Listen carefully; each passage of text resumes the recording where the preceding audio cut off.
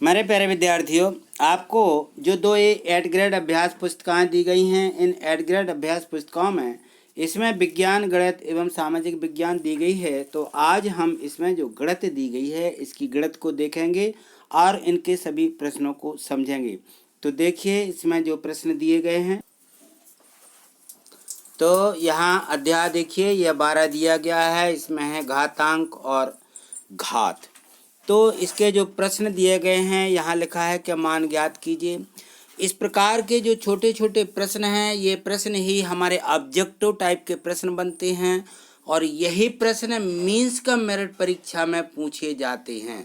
तो means cum merit जो परीक्षा होती है, इसकी जानकारी मैं पिछली वीडियो में आपको दे चुका हूँ और यदि आपको नहीं समझ में आई है तो थोड़ी देख लीजिए। मैं आपको बता रहा हूँ कि मैंने इसकी वीडियो भी डाली है, देखिए इसे। तो यहाँ देखिए, जैसे ये अध्याय 9 दिया गया है, यहाँ मेरी ये आप वीडियो देख रहे हैं। तो इसमें यहाँ नीचे देखिए, ये लिखा रहता है, जहाँ मैंने गोला बनाया, लिखा है कि गणित वाले सर।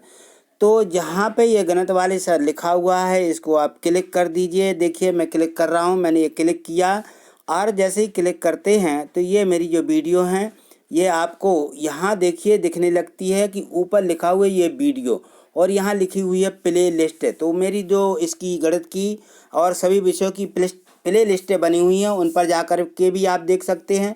और यहाँ जो वीडियो लिखा है, इस पर क्लिक करके आप सभी वीडियो को देख सकते हो। तो देखिए, मैंने क्लिक किया वीडियो पर, तो ये जो वीडियो हैं, ये सभी वीडियो आप इस प्रकार के से खिसकाते जाएंगे तो जितनी वीडियो अपलोड हैं, वह सभी वीडियो आपको इस चैनल की आपको यहाँ मिल जाएंगी और आप उनको क्लिक करके उनको देख लीजिए। तो यहाँ देखिए, जो ये वीडियो दी गई है, जिसकी मैं बात कर रहा हूँ कि मीन्स कम मेरिट परीक्षा से संबंधित, इस वीडियो पर आपको पूरी जानकारी मिल जाएगी। जो ये वीडियो दी गई है, फॉर्म कैसे भरना है, फॉर्म कब तक भरे जाना है, सभी बच्चे जो है कक्षा 8वीं में जो पढ़ रहे हैं, उनको मीन्स कम मेरिट परीक्षा के फॉर्म भर देना चाहिए। अभी इसकी डेट जो थी वह बढ़ चुकी है और अभी एक मौका है, आप इसके फॉर्म भरिए, क्योंकि इसकी परीक्षा हो सकता है आगे बढ़ जाए, नहीं तो इसकी तिथि निश्चित हो चुकी थी कि फरवरी में इसकी परीक्षा होना है।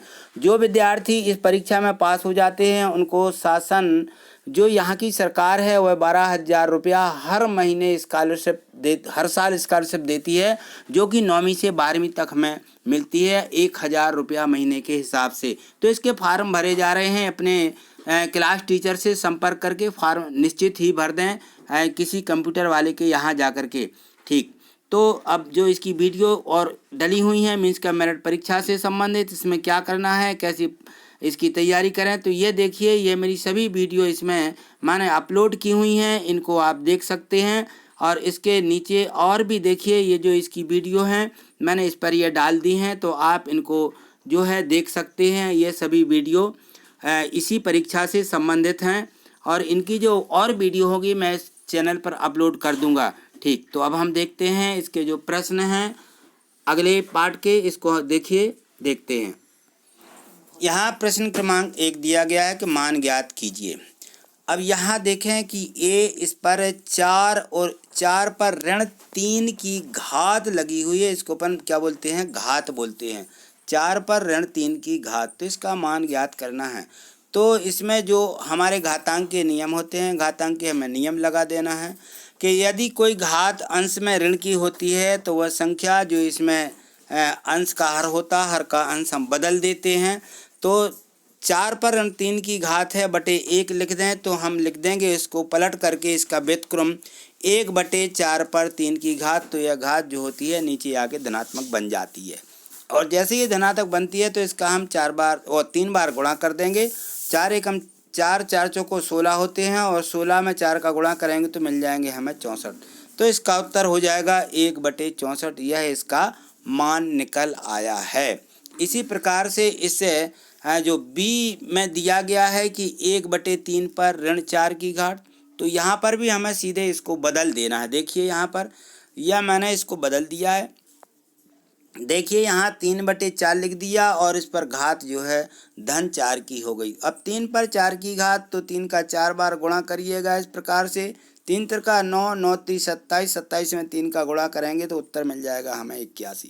ठीक, अगला प्रश्न देखें।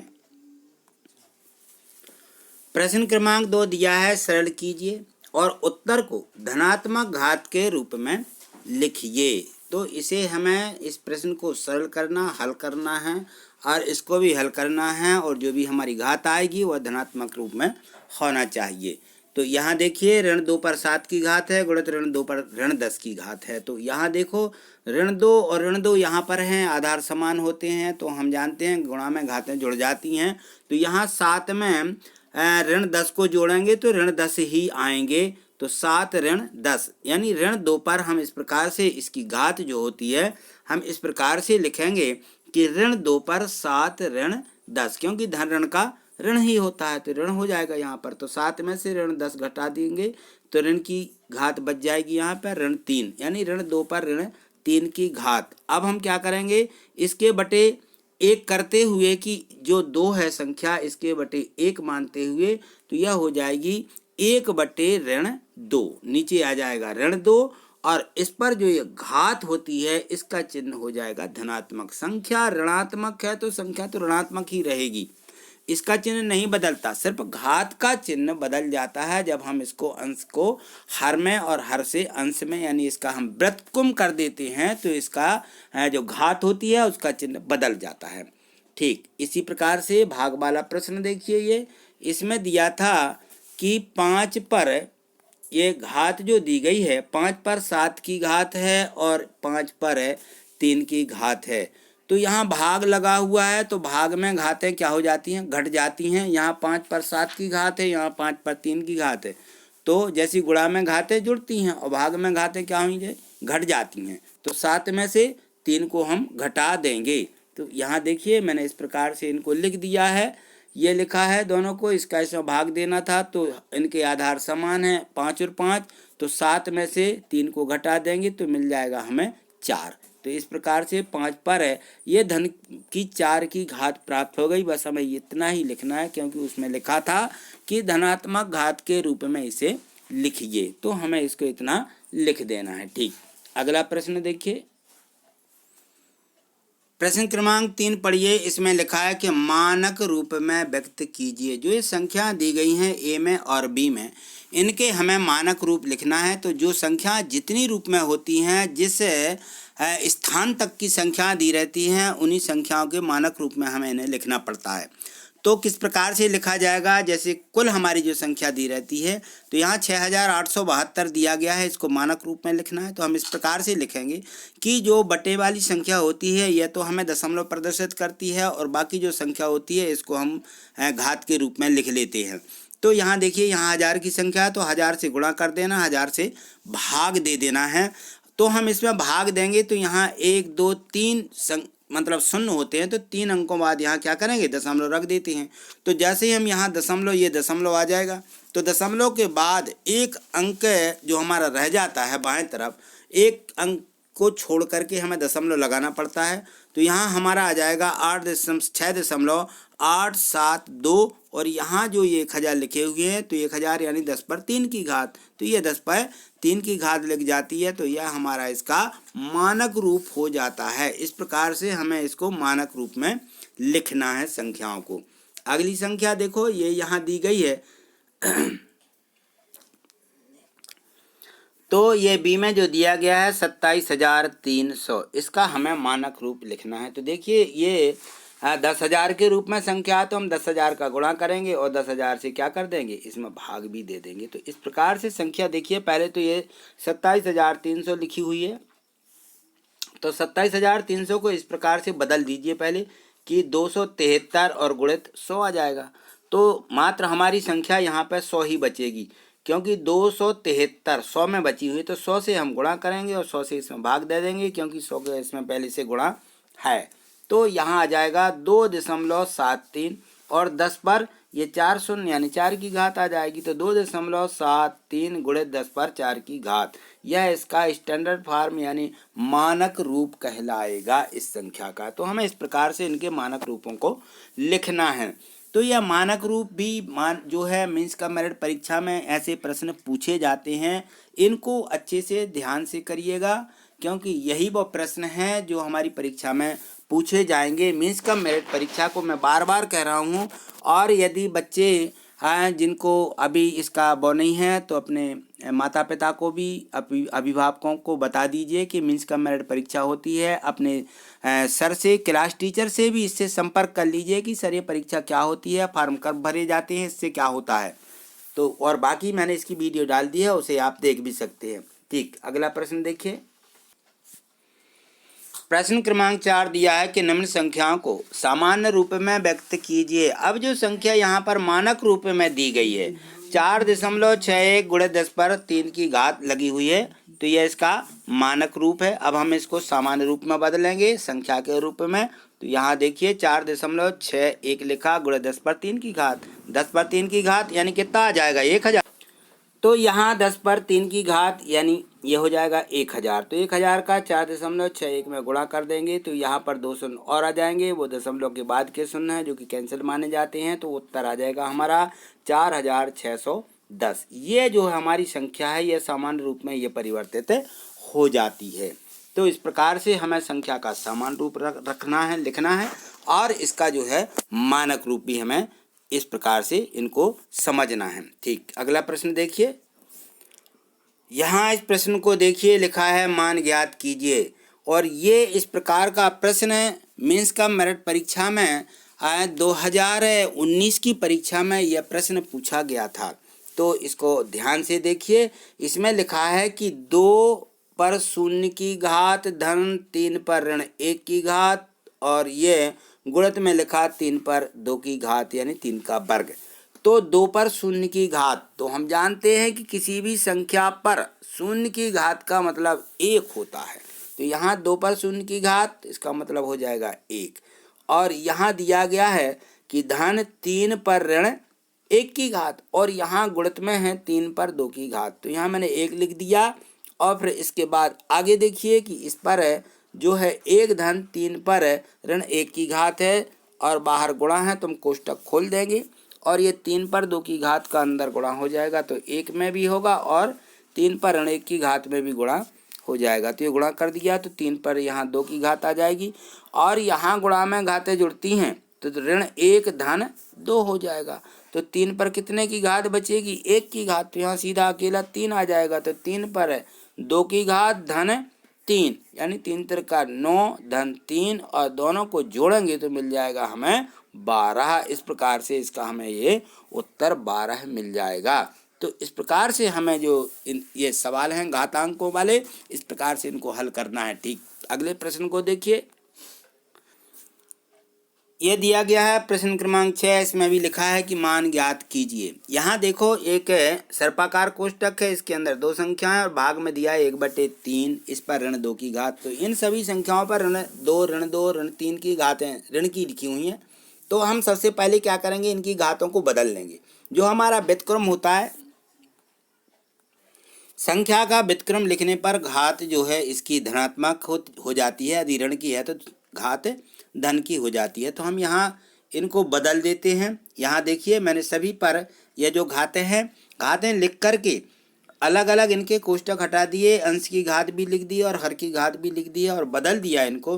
तो यह 5 पर ऋण 2 की घात थी, ऊपर जाके धन की हो जाएगी। 3 पर ऋण 3 की थी तो ये ऊपर जाके ये भी धन की होगी, बटे में 1 आ जाएगा, क्योंकि 1 पर कोई भी घात कितने की भी लगी हो उसका मतलब 1 ही होता है, तो इन सबके बटे 1 आ जाएगा। तो यहाँ पर देखो 5 पर 2 की घात हो जाएगी ऋण, 2 पर 3 की घात, यहाँ भाग में भी 3 पर 2 की घात धन की हो जाएगी। अब 5 पर 2 की घात, 5 का 2 बार गुणा करिए तो 25 आएगा। 2 पर 3 की घात तो कितना आ जाएगा 3, 2 दूनी 4 दूनी 8। इस प्रकार से ये संख्या हमें यहाँ पे 8 मिलेगी। यहाँ ये गलत लिखी हुई है, यहाँ देख लीजिए। तो यहाँ हमें मिल जाएगा 25 ऋण 8 और भाग में है 9। तो 25 में से 8 घटा दीजिए, तो 25 में से हम 8 घटाते हैं तो मिल जाएगा हमें 17। तो हमें मिल जाएगा 17 भागित 9, यानी इसका उत्तर आ जाएगा 17/9।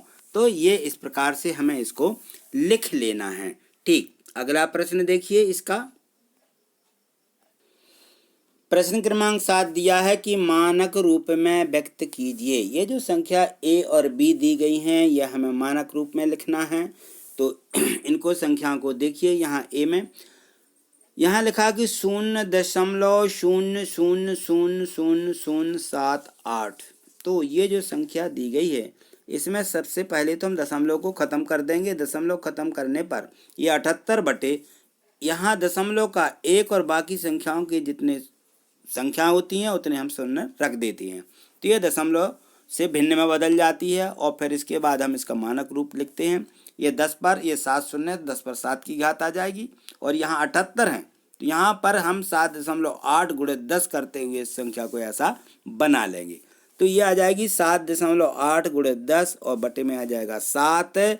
तो ये जो संख्या है इसको हम अंश में ले जाएंगे तो ये अंश में आकर के ये इसका स्टैंडर्ड फॉर्म यानी इसका ये मानक रूप कहलाता है। तो 10 पर ऋण 7 की घात और 1 10 ये है तो ये मिलकर के दोनों घातें जुड़ के ये 10 पर ऋण 6 की घात बच जाती है। तो ये कहलाता है इस संख्या का मानक रूप। इसी प्रकार से बी में भी दिया गया है। देखिए यहाँ पे ये संख्या बी में दी गई है। इस प्रकार से देखें, यहाँ देखिए 0.00000637 ये जो हमें संख्या दी गई है इसका हमें मानक रूप लिखना है।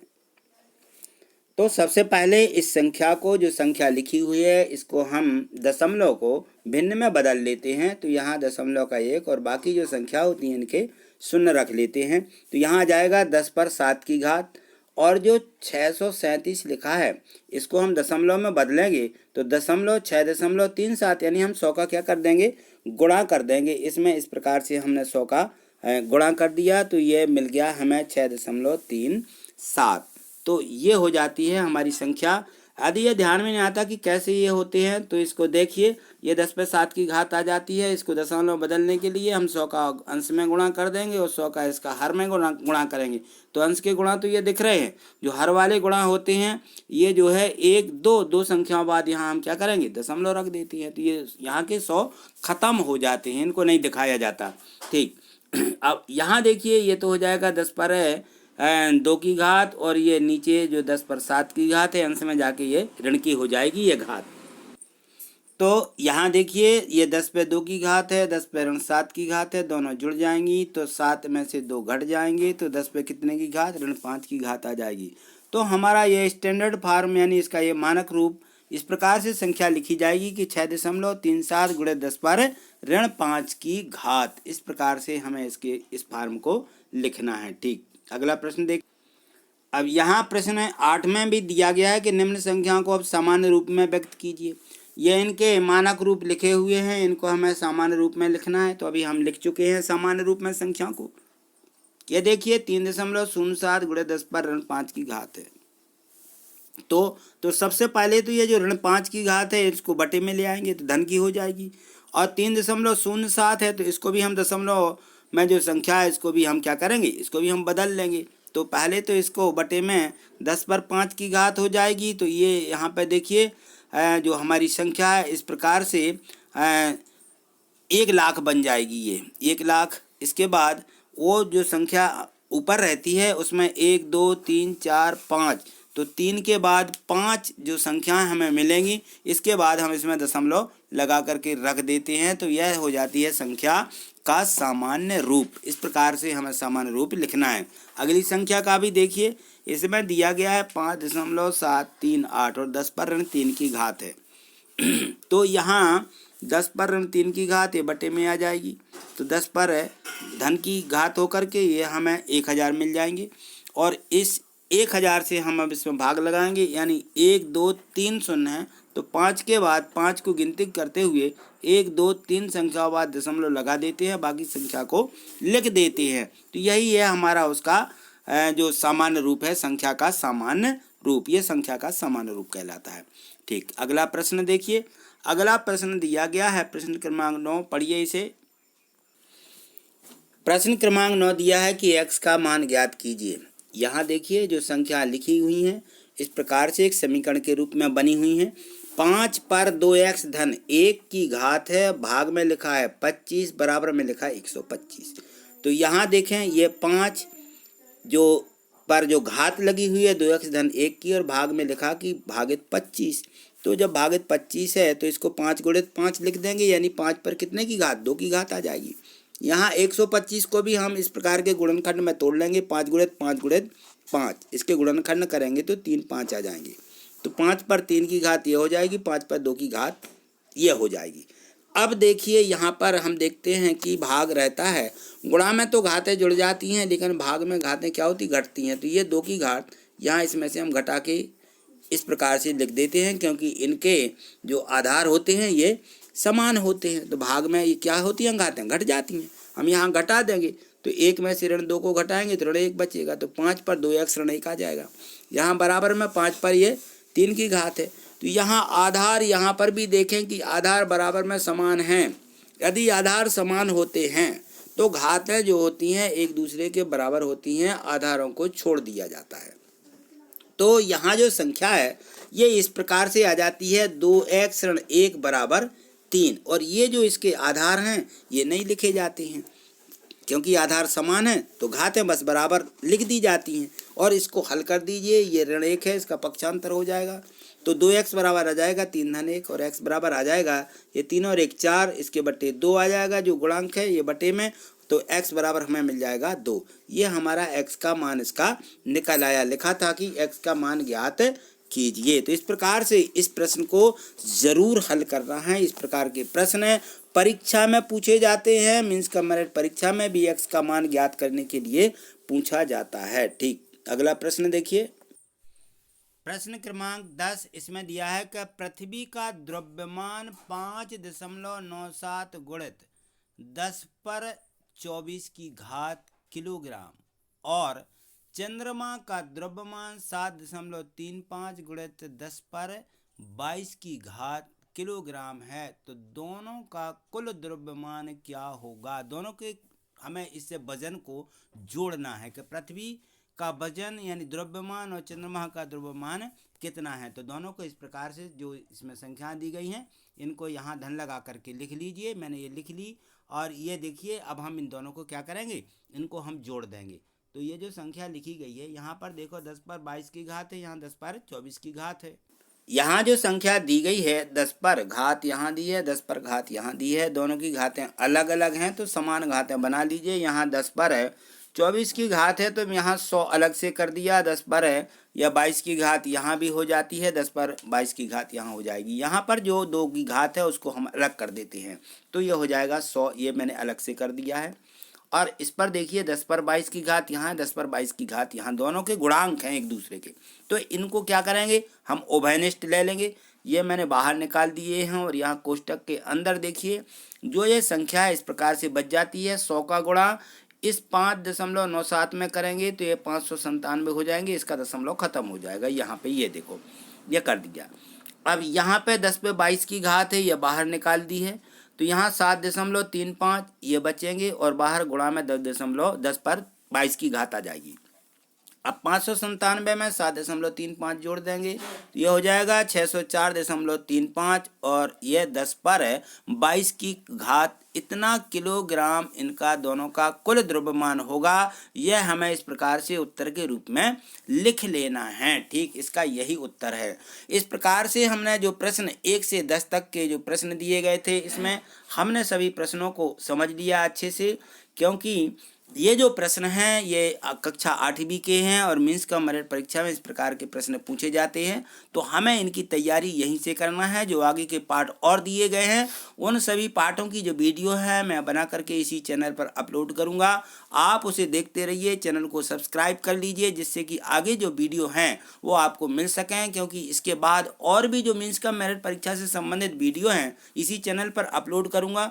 और इसमें जो एक मेरा ऐप दिया गया, यदि आप जो पीडीएफ मेरा पीडीएफ है, यदि आप पीडीएफ को डाउनलोड करना चाहते हैं तो इसमें टेलीग्राम ग्रुप जो रहता है उसको आप जो प्ले स्टोर है वहाँ से डाउनलोड करके टेलीग्राम खोलिए, टेलीग्राम पर उस पर ज्वाइन हो जाइए तो उस पर मेरा ग्रुप मिल जाएगा और आप वहाँ जितनी मेरी वीडियो हैं पीडीएफ पर खोल करके देख सकते हैं। थैंक यू, धन्यवाद।